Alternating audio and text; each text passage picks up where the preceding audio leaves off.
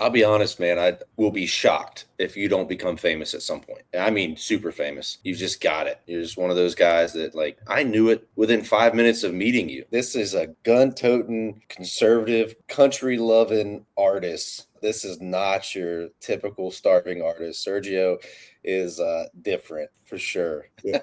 When you just shut the up, damn, good things come your way. It's true, man. It's true.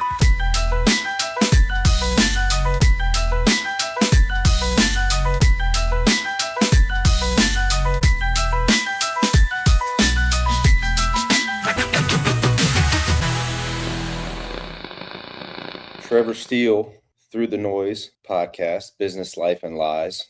Hopefully we'll avoid some of the lies and avoid a little bit of the business and just talk about life today. I'm super excited about my guest. I met Sergio Gutierrez, I guess it was maybe 3 years ago at the huge convention. He was there with my buddy Robert, and they're performers, they're entertainers. He's an artist, he's an entrepreneur, he's a business coach, he's a life coach, just a super impressive dude with tons of passion and tons of energy and just happiness for life. So without further ado, Sergio. What is going down, world?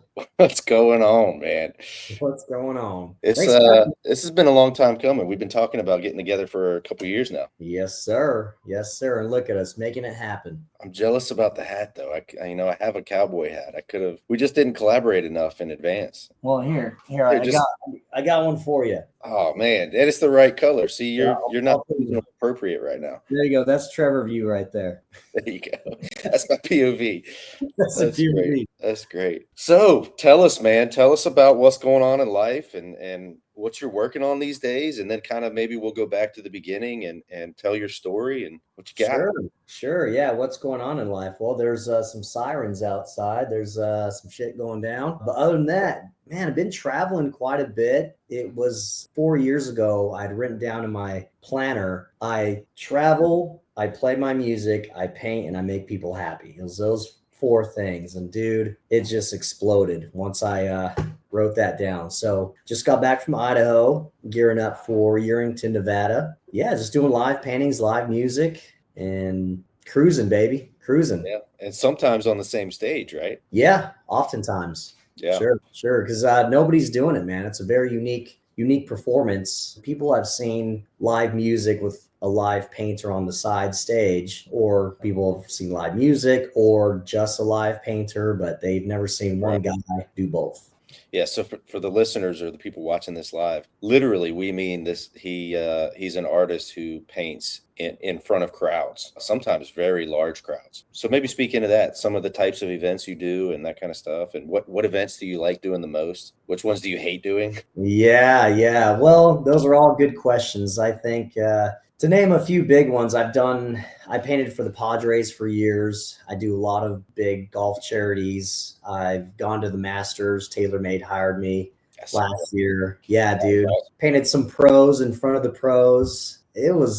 Those are super fun because I'm addicted to golf. I'm one of those dudes who in their mid-30s picked up a club, and although I suck at it still, I just can't put it down, man. Yeah. You play golf? Well, we talked about that. Remember, I live in the golf capital of the world. That's right.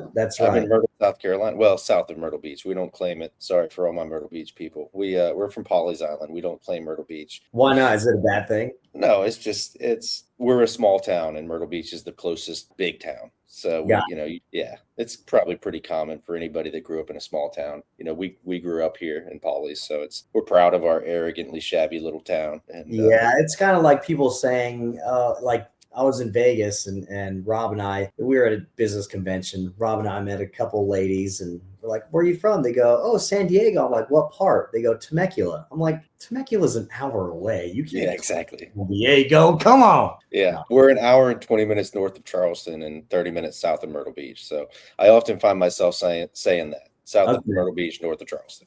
Yeah, nice.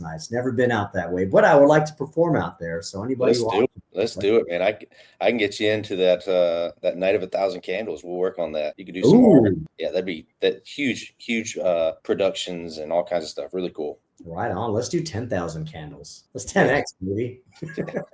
Well, I told you about that. So it's night of 1,000 candles is. I guess they originally I don't know, 20 plus years ago, started it. It's just this giant park, right? And so at nighttime, they'll put candles in a little white bag, and it's just got this glowing feature to it. It's just really cool. And they would line the sidewalks and they would let people walk around the park. Well, over the years, it's turned into this giant multi-million-dollar light display, professional. Well, I'm a professional Christmas light installer, so mostly professional install displays. And it's just pretty incredible. We love going there. We take our family every year. Wow. I don't know if you knew this, but that is a New Mexico tradition where I'm from. They're called luminarias. Okay. We would put candles in, these are brown paper bags. And if you do a quick search, luminarias, New Mexico church, they'll put them on all these like, yeah, I've seen it. And it's just gorgeous, usually during Christmas time. Yeah. So on. That's sort of a Mexican culture thing.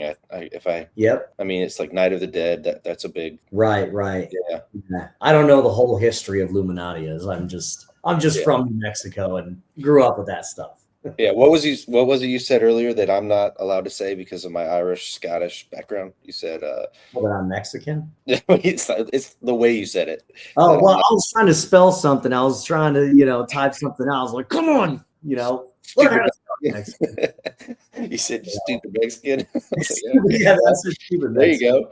Anyway. And then I followed up with those of you who are slightly or entirely offended by any of what we just said. I followed that up with, it's so great to be me because you can't offend me. I've been an artist for 23 years. I've heard it all. I was just called a lesbian on one of my posts the other day because I had this long hair and I had my art brush and all this. And, yeah, you look like you're really toned down today. Actually, what's that? I said you're really toned down today. Normally you're very dressed up, lots of color. Now you're all black. You're Clint Black today.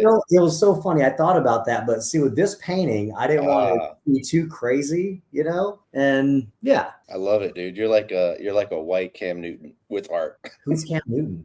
Oh my gosh, that hurts my feelings. Quarterback from Carolina Panthers. You don't watch football, dude? Can I give you a fun fact? Sure, let's hear it. I have never owned a TV in my life. And I don't really go to hang out in bars and watch games.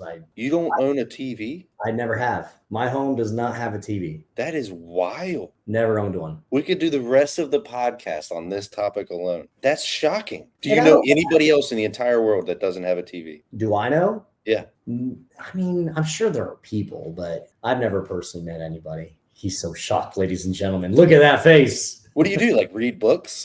Oh yeah, dude, I have a whole library. Well, obviously I read books too, but mine's more of a forcing myself to read the book than as soon as I get home, my whole family, we sit down and we watch Survivor. So we'll be watching Survivor when I get home tonight. Yeah, I have no idea. You better wait for me too. If you're watching this and you watch Survivor while I'm doing my podcast, we're gonna have problems. You better wait. So my daughter, she's her name's Ellington. She's my middle daughter. She's just a ball of joy, funny, witty, hardworking, just awesome. We were messing with each other this week. It's Survivor. How it works is they have this tribal council at the end of each episode, and they basically manipulate each other. Is this or is this scripted? No, it's reality TV. Okay. Yeah, they're on an island and they do these obstacle courses and try to get immunity and advantages and stuff like that. And then at the end of each episode, they basically form alliances and lie and deceit, and somebody gets voted off. And so every night I look at her and I just go like this, and that's me writing her name down. I'd vote you off the island. Done. So we got this thing going where she'll look at me from across the room and just go, nice. How old is she? She is 11. Okay. How old is your oldest? 15. Wow, dude, you got it. Let me see. They're up there. We're both born in 86. Oh, there we go. Yeah, I got 2 girls and a boy. Oh, dude, that's awesome. The boy's the youngest then. Yeah, boy's the youngest. Okay. Yeah. And every time I tell that, everybody has the same exact response. And yes, you're right. Glad I had my boy because we would have just kept going. Oh, until I had a boy. That's how I felt about it. Well, that's how I gained a little brother. My parents, after it's 22-year difference, my mom wanted a girl so bad that once my twin brother and I moved out of the house at 20, they tried and then they had another kid. So I have a 16-year-old brother. I'm 38 now. 38. Let's dive in. I feel like we could just have this conversation. I know, right? Let's dive in. I forget we have an audience, dude. I just feel like I'm okay playing with you on the phone. Well, that's kind of, that's the way you want to treat it, honestly. You just have a not natural, organic conversation. Because if you think too much about being live on all these different platforms, you start to get nervous and sweat and make mistakes and stutter. I'm a little shy. Yeah, I'm just talking. We're just two introverts talking to each other. You're not an introvert. I don't believe that. Are you an introvert? No, not a chance. No. Oh, damn. All right, so let's go back to the beginning. Tell me, you go as far back as you want. I just want to know about Sergio. Tell me how you got here. What's your story?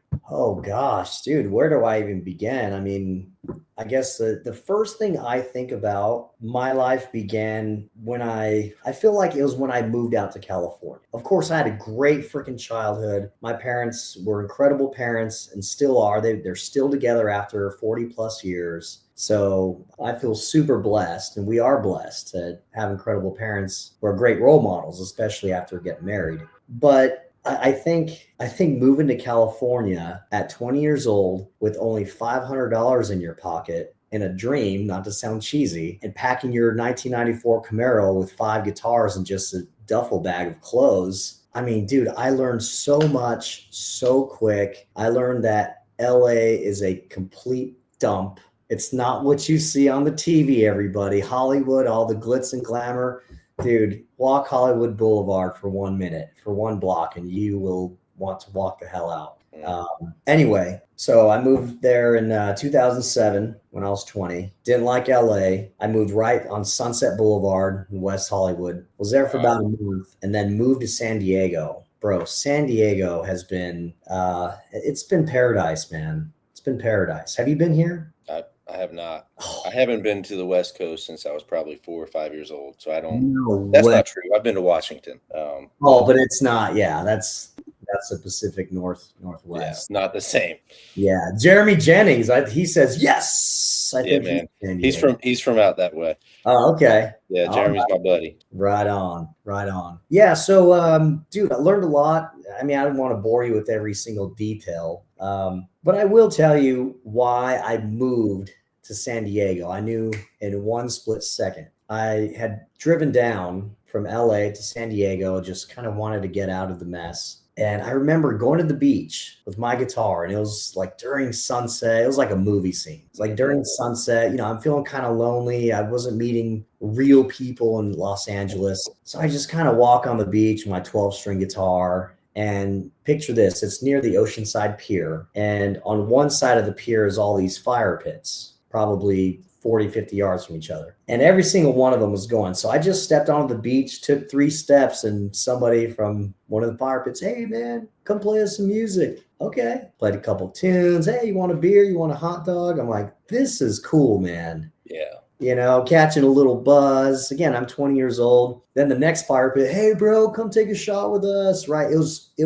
My point is, it was 1,000 times more welcoming than LA had ever been for the month I was there. So that's when I knew. I'm like, oh, he was there today. Right on. Why don't you call me up, Jeremy? Let's go hang out, man. Let's get some in and out.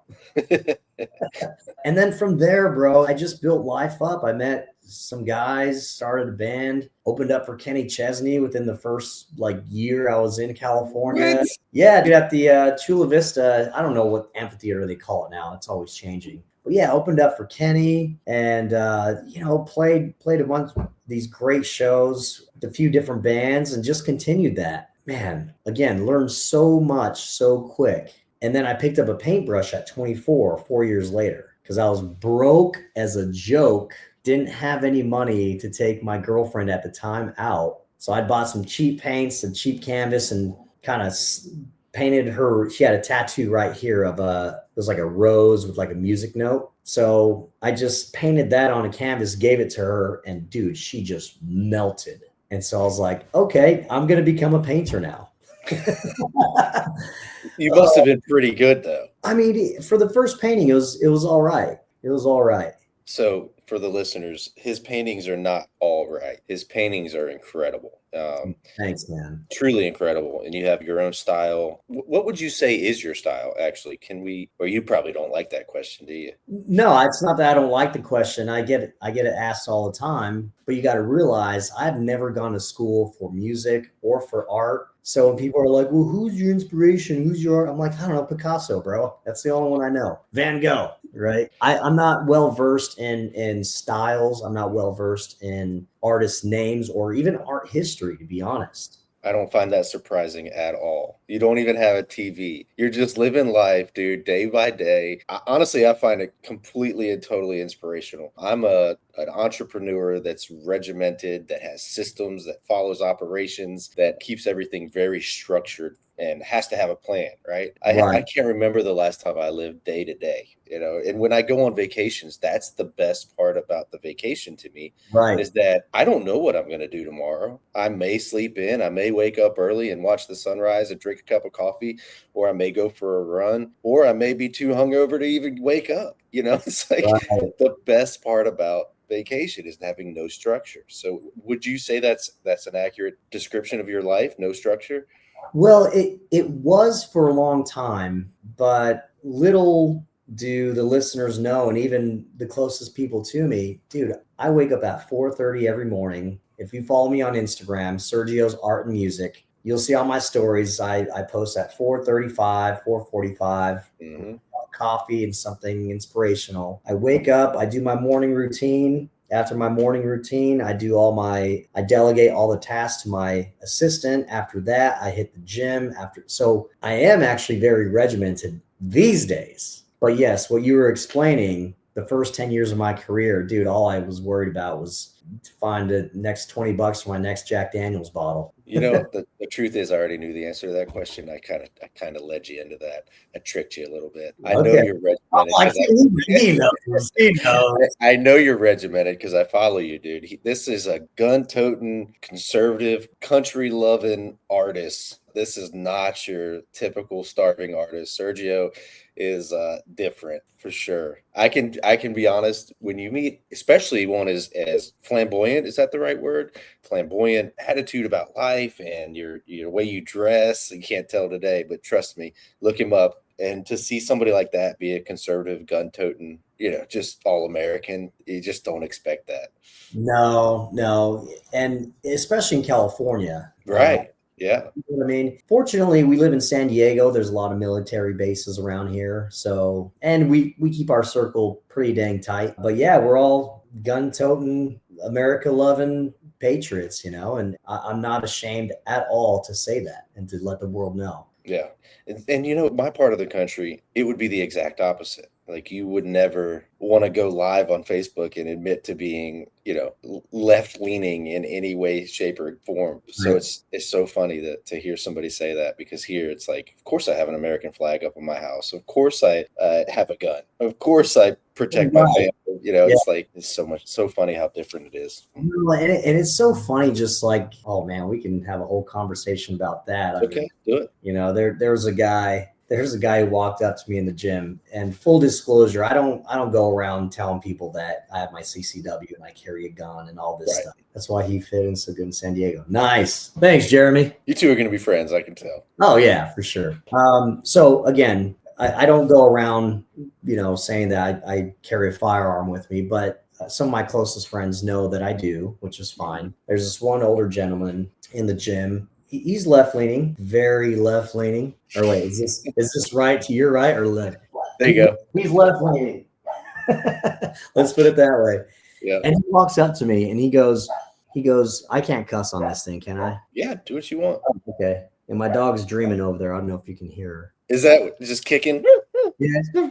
That's the funniest thing. No, he walks up to me and I shit you not. These are his words. He goes, who the fuck did you piss off that you feel you need to carry a gun? And I just kind of looked at him. I'm like, dude, I'm one of the nicest guys you'll ever meet. Yeah.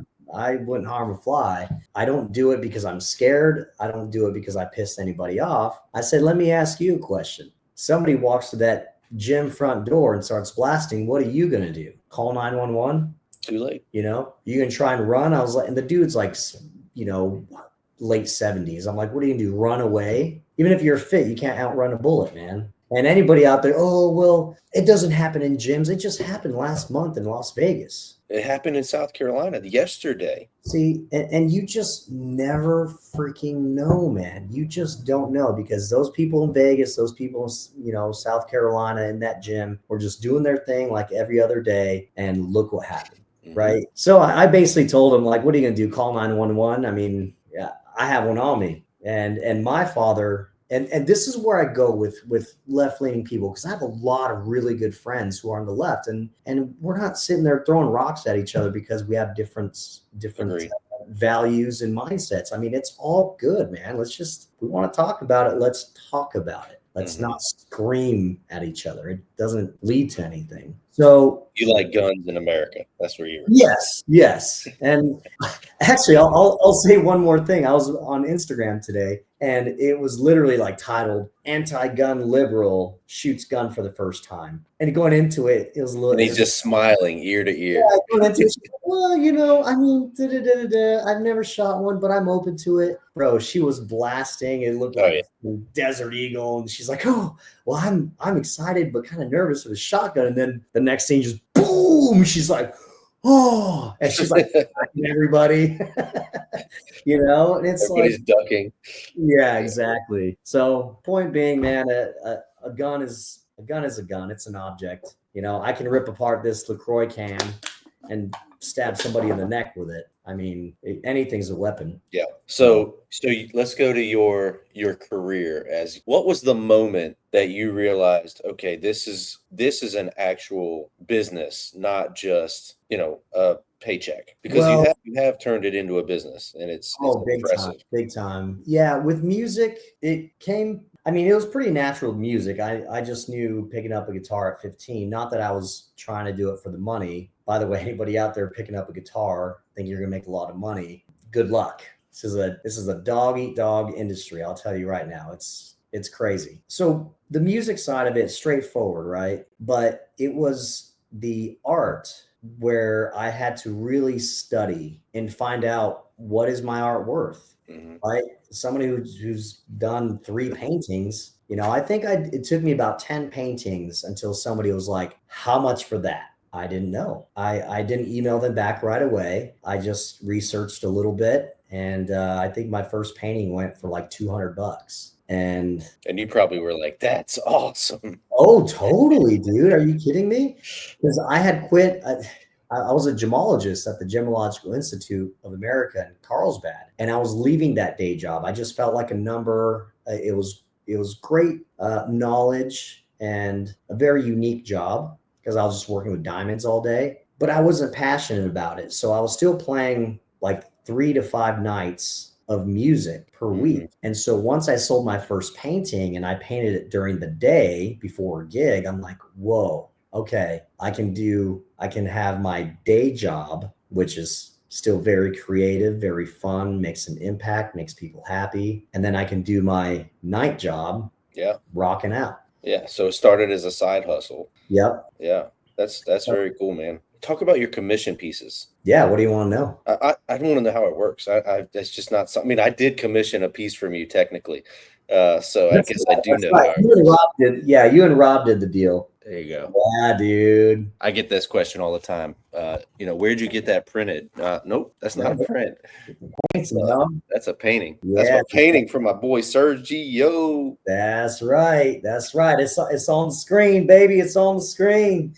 Roof feet. Oh. So would you say like selling your prints is more successful for you, or is it the commissions? And which ones do you enjoy the most? Prints. No, I don't sell too many prints. So yeah, well, let's do a little role play. You want a painting of sure. What comes to mind? I want a lion. I want a painting of a lion. I got to replace that one. A lion, huh? Yeah. Oh, yeah. Snap. So what's the significance of the lion? Man, where do I start? Well, the lion, the rampant lion is in the logo, right?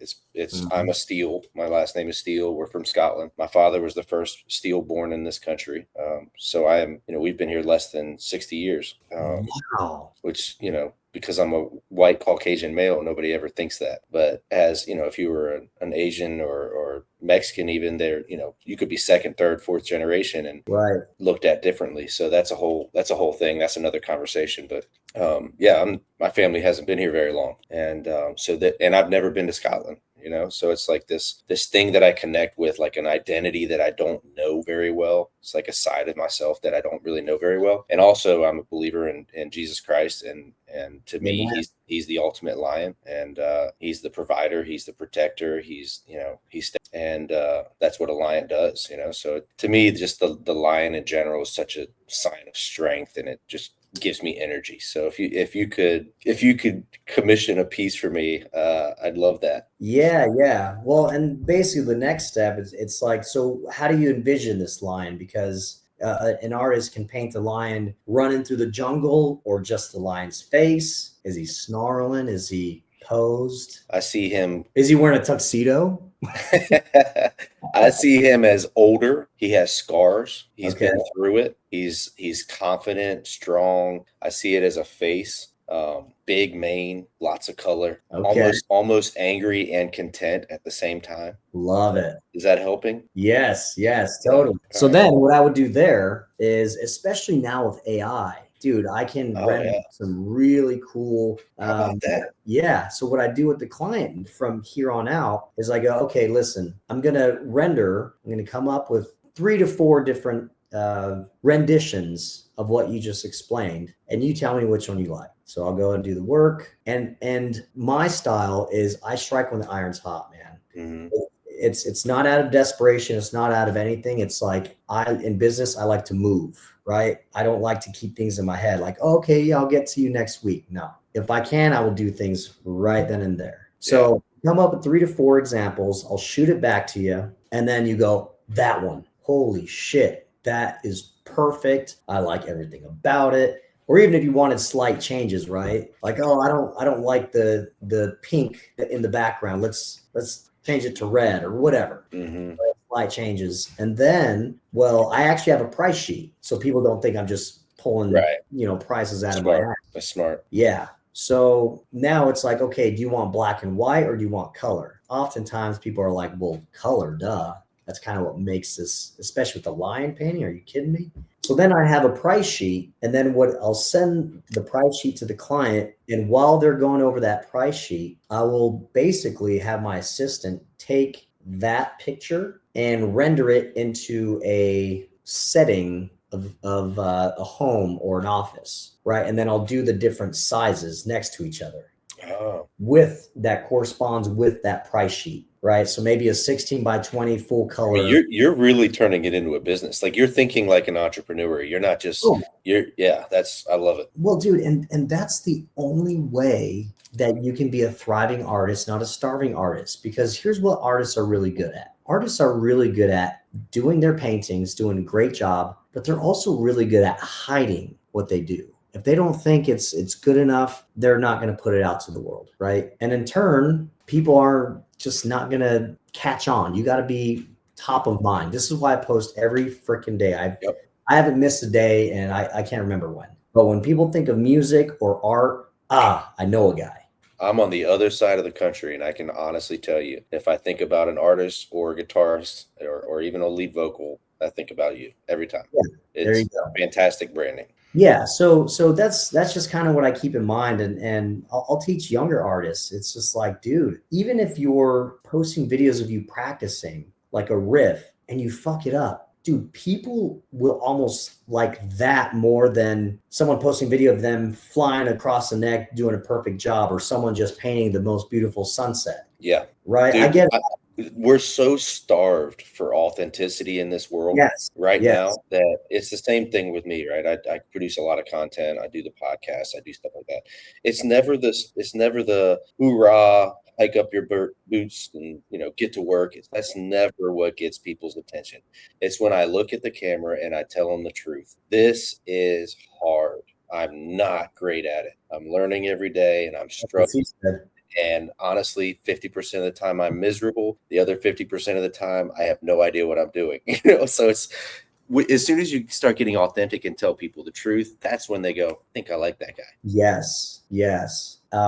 Dude, one of my favorite things on stage, and any musician that you talk to that I've played with, they'll tell you this. Before I step on stage, I often say, I hope I break a string on stage tonight. People are like, why? I'm like, dude, you have no idea how many times rocking out, doing your thing, and then bam, string breaks. And the band just knows, like when you play with pros, it's awesome because the band just knows to Carry keep, it. yeah, just carry on, baby. Of course, you communicate, look at them, all right, keep playing. And then you just start saying some like just dumb shit on the mic or whatever, or don't say anything, right? Almost illuminate what's happening. Oh, and then I always carry strings right next to me and just put in my mouth, rip off the one that's broken, put it in, tune it up, jam to what's going on behind me, right? Yeah. Tune it, and then just boom, wreck back into a chorus and then end the song. Point being, that is what it's going to be remembered. They're not going to remember anything else from the show. They're not going to talk about anything else from the show. They're going to be like, this dude is rocking out, broke a string, fixed it on stage, tuned it up, hit us with the chorus, and ended the song. It was the coolest thing. Dude, that is such a metaphor for business and leadership. Yes. It's Oh, it gives me insane. the chills. It gives me Yeah. the chills. So Yeah. you think about, and I've had to have these conversations with myself when it's all falling apart, your team's falling apart, your business is falling apart, your equipment's falling apart, your schedule's falling apart, everything's falling apart, and somebody steps up and just says, "It's okay. We're equipped for this. We're built for this. We can fix this right now." And then you rally the team and you actually do the thing. Mm-hmm. You just built a team of people that are willing to run through a wall for you. Right. And your band would be the same way. They're like, you know what, dude, They're teammates for sure. Sergio's got my back. He doesn't hesitate. He doesn't make excuses. He just fixes it and moves on. That's the kind of leader I want in my life. I think that's a pretty cool metaphor. Yeah, yeah. And even one time, our drummer forgot his snare Damn, stand. Robert. What's that? Damn it, Robert. Damn it, Robert.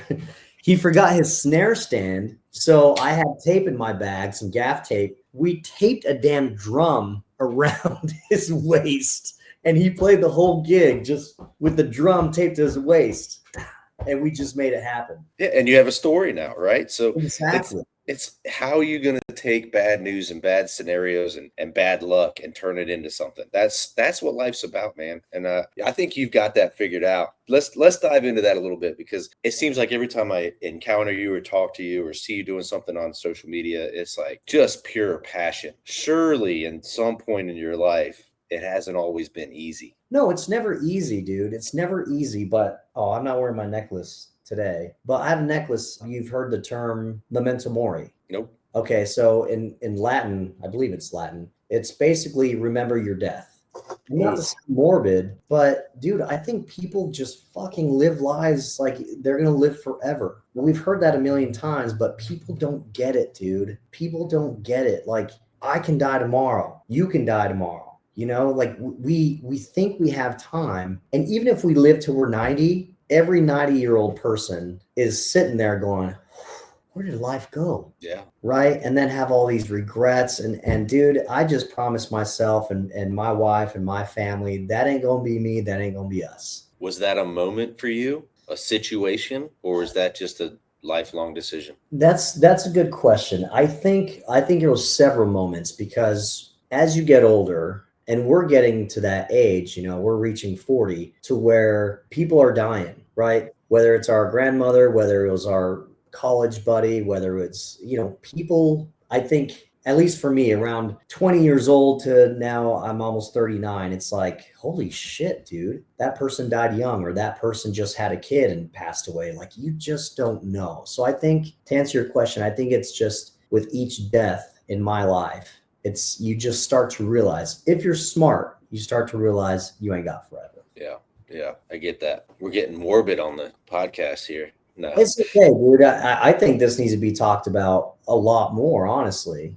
Yeah, it's funny because this is the third podcast in a row that this topic came up. Actually, my last two guests, I think it's clearly a common theme in people that I admire. If you're on my podcast, I admire you. I don't waste my time. I don't have guests that I don't look up to or think they have something to offer to the world. Oh, likewise, brother. Likewise, truly. Thank you. And it's John Majak was, I think it was 2 or 3 podcasts ago. He called it, I think it was funeral concept or something like that. And it's a similar idea is what are people going to say about you? What impact are you having on their lives? And I think most of us struggle by saying, at some point when I arrive, when I become the person that I'm supposed to be, that's when my impact on the world is going to start. It can't be like that because, like you said, you just don't know. I don't know how impactful this podcast is for certain people in my life. I have no idea. But one day down the road, if something did happen to me, my kids could watch this. My kids could watch this and say, "There's my dad. That's the guy I know." And so I think that the time to start making an impact is not when you make it; it's right now. You have things to offer the world. I think most of us we set our goals, especially as the American culture. We set our goals as being the number one thing. It shouldn't be. Today should be the number one thing. Your impact. I agree, man. Because yesterday is gone. Tomorrow, dude. It's like the past and the future. It's an illusion. It really is.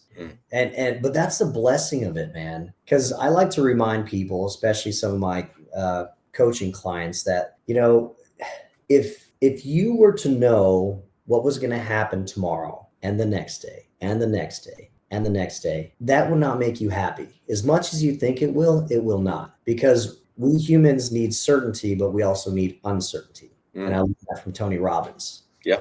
We need that surprise, right? Of course, the surprises that we get happy about, but there's some surprises like a flat tire. Oh shit, right? But sometimes that flat tire can lead to something good if you look. Yeah. It goes back to what we were talking about earlier. The reason I love vacations so much is because I have no idea what's going to happen. I just go with the flow. As a matter of fact, my wife makes fun of me all the time about it. But I always say, people ask me, "Hey, what are you doing this weekend?" I have no idea. Whatever my wife tells me to do, And she's almost completely in control of my personal and social life, and that's the way I like it, which is ironic. Because I just, like tomorrow we're going to the lake house for the weekend, and I just found out about it a couple hours ago, and it's like, great, that sounds fantastic. It's like I control so much of my destiny in my life, and I focus all this attention on making sure that I'm checking the boxes and doing the to-do list and making sure that everybody's doing their job and doing it right. And when I get to just let that go and live, I take full advantage of that, and it's definitely what I look forward to the most. I'll probably wake up earlier those days.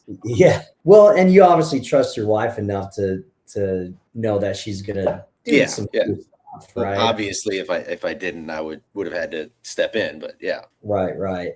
That's so cool. We went out of town last Thursday to Monday. And basically, I didn't even know we were going. We flew to Maryland for my cousins. And I know she does this a lot too. She's like, "Well, I told you about it 2 weeks ago or 3 weeks ago." And I'm like, "But is it in my calendar? If it's not in my calendar, it doesn't exist. I won't remember it." But anyway, she's just like, "Oh, by the way, we're flying out in about 4 hours and I packed the bags. You need to be ready." I'm like, "Great, let's do it." You even packed your bags. Oh yeah. We get there and I didn't even have I have no idea what she packed. And totally fine. I don't care. They have stores in Maryland. If I have to go buy something, it's fine. Right. Well, you look like kind of like a, simple, I mean, don't take this wrong, but as far as everybody's simple compared to you, Sergio. Well, I mean, a simple t-shirt, collared shirt, hat, ball cap, you're good. Yeah, pretty easy. I probably would be considered a pretty boy and a guy that dresses up in my town. Oh, for sure. Really? Oh, yeah. Oh, dude, I love it. We go barefoot most places. Do you guys have shop parties? Huh? What? Okay, you don't know what that is either. So I played a gig in Iowa and in the middle of nowhere, and some dude walks out to me, "Hey, man, you did a great show, and why don't you come? I'm having a shop party." The hell's that? Give me the address. And you'll get it once I explain it. But it's basically like their big shop where they have all their toys. They have their snowmobiles. They have okay. Yeah. They have all their those Westerners, man. Those flyover states, they know how to throw down in a barn. Oh my God. And then every single shop that I went to has and it's just not like a skimpy little bar. Oh, yeah. These mofos put their whole heart and soul into making a badass bar with everything you want to drink and massive coolers of beer. And dude, you just sit around, and a lot of them have basketball courts inside. So we're just, dude, I think that's the coolest thing. Yeah. So I went to North Dakota a few years back, on a duck hunting trip. And, in North Dakota, you just kind of drive around, you look for the birds on ponds or out in fields. It's all private property. And you basically look for a sign, and then you can find out who owns the property. You literally call them on their cell phone and say, hey, I'm so-and-so from South Carolina. I'm here duck hunting. I see some ducks on your property. Do you mind? 9 times out of 10, they're like, yeah, have fun. No worries. It's the craziest thing ever. And then one of them, because here in South Carolina, they'd be like, who are you? How'd you get my number? Don't ever call me again. Absolutely not. Right? Wow. That's just, you're going to get shot. Do not step on my property. Anyway, this one farmer was like, what are you doing after the duck hunt? It's like, oh, I don't know. He said, well, come on over to the farm and I'll introduce you to some people or whatever it was. And we show up, and this guy, this is not your average farmer. He's got one of those shops you're talking about. I mean, he's got like a $500,000 RV, millions of dollars worth of tractors, boats. Oh, one of those drivable ice fishing castle things, and it's like 4-wheelers and side-by-sides and I mean everything. Just like you said, you walk in and it's just like a super Walmart full of toys. And Dude, I was like, and this the bar is is cool. probably badass too. Oh yeah, it's incredible. It's huge.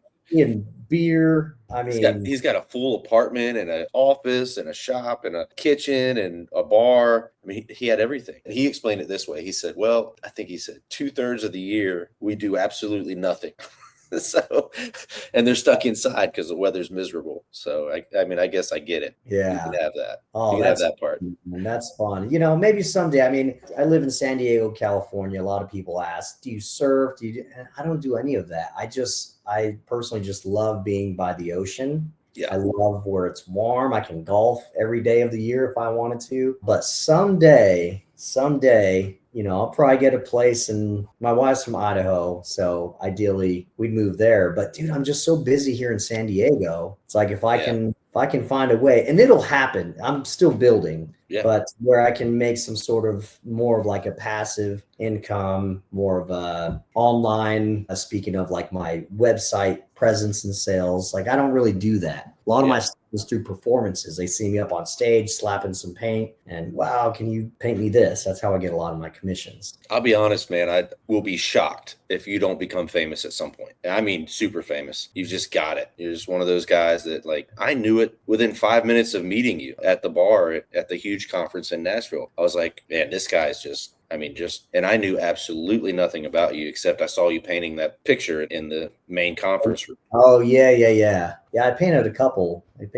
but yeah, man, and being famous, that's honestly not even the goal. I think for men like you and me, it's to have generational wealth for our family, to, make some sort of positive impact. It's all that stuff, right? And it makes me think, bro. It makes me think. There's this one time I almost cried when a buddy told me this. He said, and by the way, this dude is in his mid 60s. He retired at 40 years old. He's never been married, multi-millionaire, owns several beach homes, super cool guy. And this was at the point in my life, I was probably like early 30s, point in my life where I just like wanted everything now. Now it's different. I realize things take time, but I was kind of just, dumping all this stuff on him. He goes, hey man, listen up. He goes, you better feel way more fucking wealthy than I do. He goes, yeah, I got the money. He's like, but dude, I don't have any kids. I've never been married. I go home to these houses by myself. Yeah, I'll go on a date every once in a while. He's like, but dude,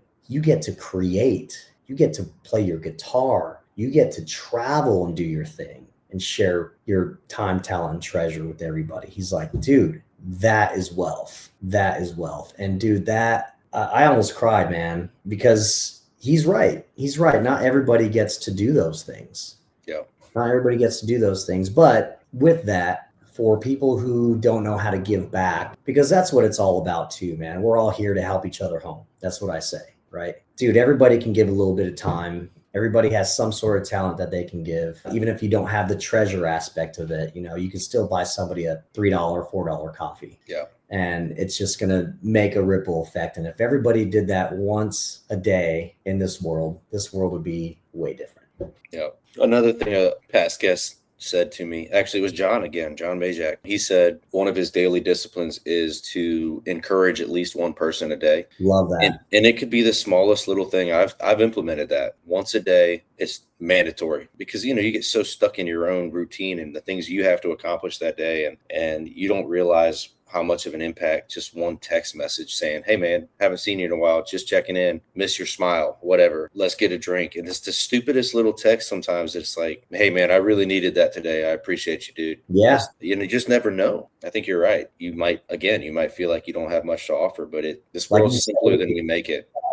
Yeah. Actually, a quick funny story. My buddy Clark Bartram, if you Google Clark Bartram, he's a fitness legend, one of my brothers. I was up at 5 a.m. and I get on my Instagram, I got a like on one of my photos. So I'm like, oh, fuck, he's up. All right. I just shoot him, I called him.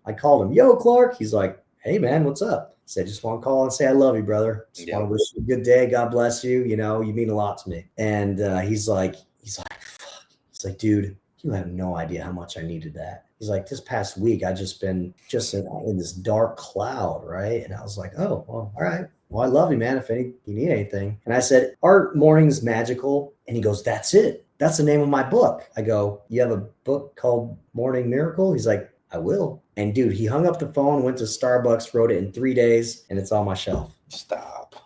I'm like, wait a minute. What? Get out of here. You do not have it. I have that book. No. 100%. Dude, I'll trip if you have that book. I promise you I have it. Come on. I can tell you what the book's about. It's about how he structures his morning and how important it is and his routine. Oh my gosh, I have that book. That's disappointing. That would have been awesome if I could pull it up right there. Yeah. Well, here it's this book here. Let me see. Yeah, it's called Miracle Morning. Oh, Magical Mornings. Oh no, there's 2 books. I have Miracle Morning. Okay, well, Clark, I'm gonna read yours too. Yes. No, and he signed the inside. He goes, Sergio, thank you. Because of you, this book exists, or something like that. It was cool. Very cool. Very cool. So to your point, yeah, bro, to just give some love to a friend or family member. Nobody ever gets tired of being thought of. Yeah, ever. For sure. Not your mom. So let's segue into your coaching career, because we kind of skipped over that. Yeah. How did that happen? Is that just more of the same? Like you just wanted to help people and you find fulfillment in that? Yeah, man. And this is brand new. It started this year. So I have a few clients that I'm working with. That started basically out of the demand, if you will. In the past years, I would get hit up by so many people, so many messages like, hey, I need help with this. I need help with this. You know, how do you do this? How do you do that? And, you know, I wasn't trying to be an asshole, but I really don't have time to just sit there and like save the world. You know, I have a lot of stuff to do. However, if I can kind of make time and be in that mindset to help people, that's a different story. Yeah. Right. So essentially, January 1, 2025, I put out a video and basically said, hey, I'm stepping to help coach anybody who wants a mindset change. We're all still learning. I'm not perfect, right? But I feel like if I can make it in 2 of the most difficult industries in the universe, I can help a couple people. Well, you clearly have a mindset of overlooking the negativity and surviving. You know, and that's what Through the Noise is, right? Can you continue and stay the course and be positive through the noise? And the noise could be internal, it could be external. For me, it's mostly internal, unfortunately. I'm my worst enemy. Some would call it self-sabotaging. Yeah, that's most people, brother. For sure it is. For sure it is. I wanted to say something earlier, and I'm not going to let it. When you got that urge to reach out to your buddy and just say, hey, man, I just want to let you know I love you. I have a word for that. And as a believer, I fully believe that that's the Holy Spirit. And I think that if we don't pay attention to that little voice telling us to do things, you're going to miss out on life itself. Bro, I have the chills like crazy, because this is what I tell my friends. When I call them or text them, that's what I'll end it with. I'll be like, look, I just felt God said, there's a reason why I thought about you. There you have it. So, dude, I'm in total alignment with you, that idea. It's for sure. And see, if you get a thought, you know, like if somebody crosses your mind, don't treat it so casually. You know, if you look at your wife and you think, wow, you look really pretty today, and you don't say it, it's not okay. You know, you have to listen to that voice. I believe that it was put there for a reason. And I think we have the ability to change lives in simple statements. Yeah, dude, I'm right on board there with you, brother. And I like to use the word alignment, right? I mean, God talks to us all day, every day. The Holy Spirit, you know, puts things in us all day, every day. And we miss most of it. But thank God that we catch some of it and make that text and make that phone call. First 5 minutes of my morning, brother, I face down on my yoga mat and I just try to download. Yeah.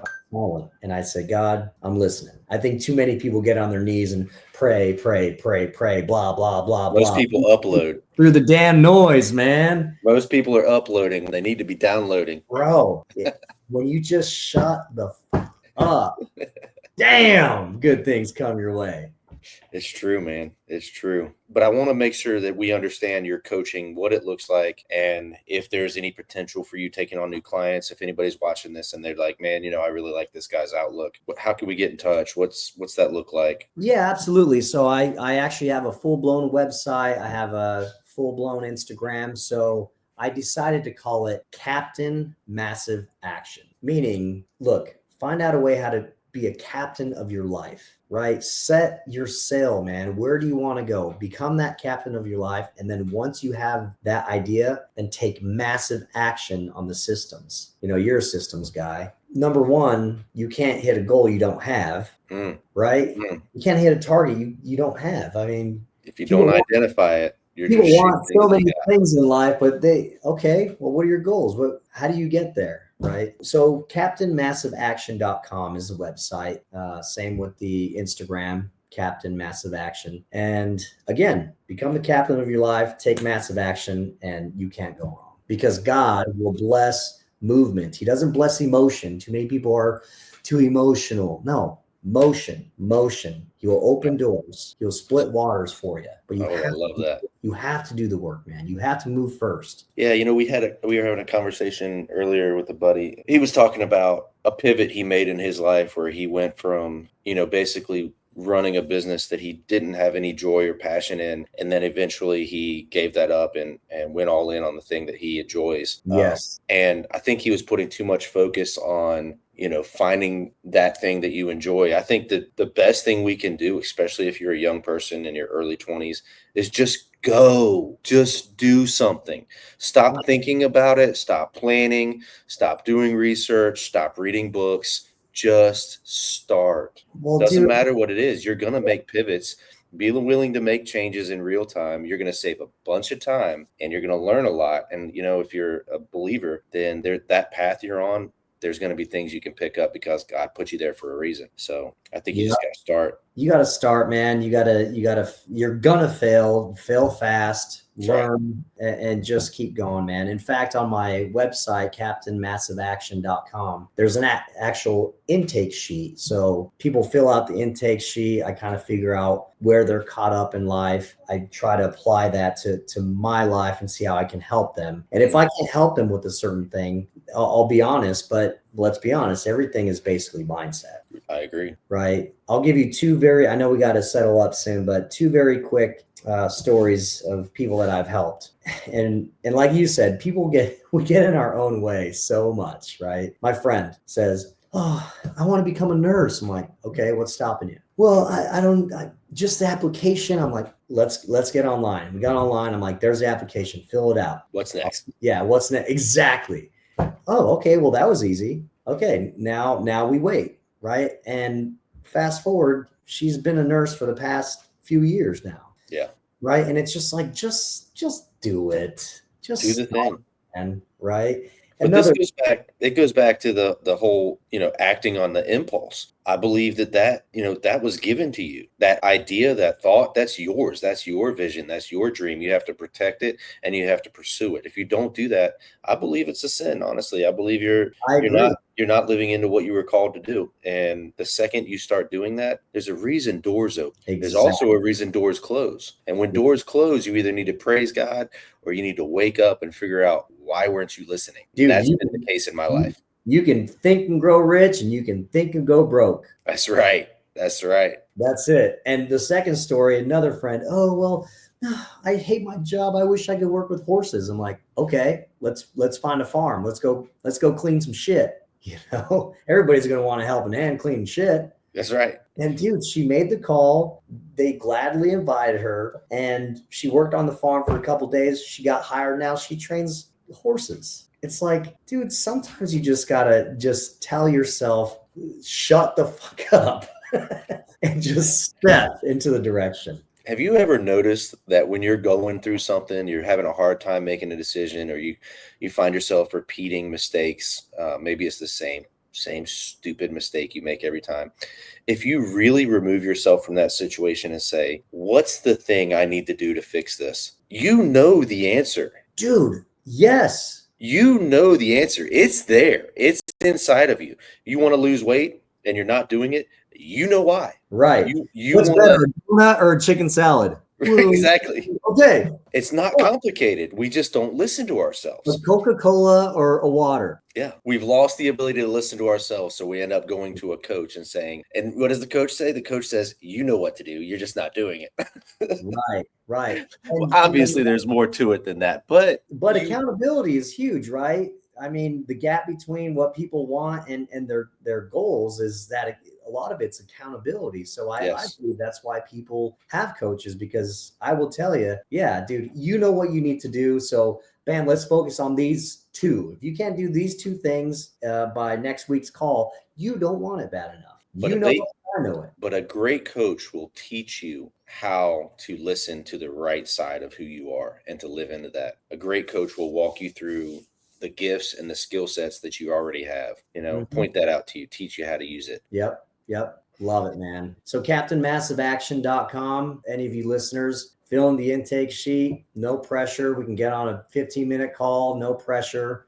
And if we click and it works and you want to elevate your life and have a greater mindset and stop BSing yourself, give me a call. Love it, dude. This was just as good as I thought it would be. I knew we'd have a good conversation, and I feel like we've got a lot more in our future. Maybe not on live and on a podcast, but right. Dude, you come to the beach, this end of the beach. We'll go fishing, we'll go golfing, we'll shoot some guns, we'll have some fun. Oh my God, did we just become best friends? So much room for activities. So much room for activities. Well, and by the way, you said that you haven't been to the West Coast since you were a young kid. You know what? You and your wife come visit. We have a room and bathroom for you. Heck, bring your kids too. We'll figure it out. Yeah, I got 3. Are you sure about that? Let's go, baby. Let's go. Dude, I might take you up on that one of these days. San Diego, it's been a dream of mine for sure. I'd love to check it out. Oh man, it's paradise out here. It truly is. Yeah, so that's awesome. I'd love to host you, brother. All right, man. I really appreciate you. All right, y'all. Thank you so much. And thanks, Trevor Steele, for having me on. And God bless you all. Keep thinking big. Yes, sir. Yes, sir.